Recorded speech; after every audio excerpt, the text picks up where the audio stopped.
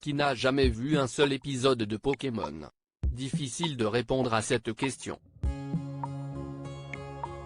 Ce vendredi 30 décembre 2022, sur sa chaîne YouTube, Konbini a mis en lumière Jean-Marc Anthony Kabeya, le chanteur des tout premiers génériques. Un jour, je serai le meilleur dresseur. Logiquement, vous êtes en train de chantonner devant votre écran. Chacun et chacune d'entre nous porte dans son cœur un dessin animé qui a marqué son enfance. Pour ceux nés dans les années 90, Pokémon est une jolie Madeleine de Proust. Pikachu, Sacha et toute leur bande séduisent de nombreuses générations. Le phénomène s'est même amplifié avec l'arrivée du jeu mobile Pokémon Go, qui a causé pas mal de bazar dans les villes du monde entier. Petits et grands étaient prêts à tout pour compléter leur Pokédex, comme la maman d'Amel Bent, complètement accro à Pokémon Go. Comme pour toute œuvre, le générique original et les différentes chansons ont contribué au succès de l'œuvre. Parfois, des génériques remixés peuvent donner de drôles de surprises. Mais dans le cas de Pokémon, rien n'a bougé. Ou presque. Le tout premier chanteur de la série ne travaille plus pour la licence.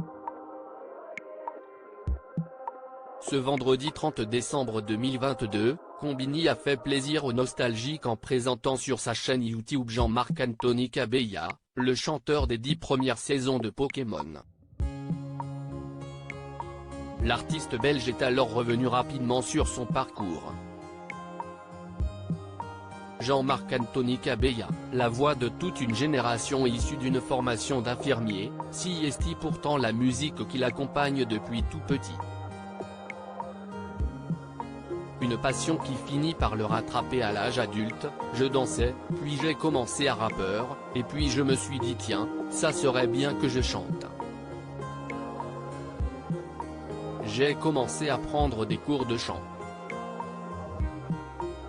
Plus tard, je travaillais aussi en studio, à faire des enregistrements. Du coup, on est passé à faire des génériques, des voix off, puis des voix de doublage. Il fait alors ses premières armes avec le générique du dessin animé Shin-Chan, en 1992. S'y est-il lors d'une journée d'enregistrement qu'il entend parler pour la première fois de Pokémon. Je travaillais dans un studio, on nous avait expliqué qu'il y avait une audition pour un dessin animé qui s'appelait Pokémon explique-t-il. Tout d'un coup je travaille, puis il y a cet individu qui ouvre la porte. Il a l'air de quelqu'un d'important.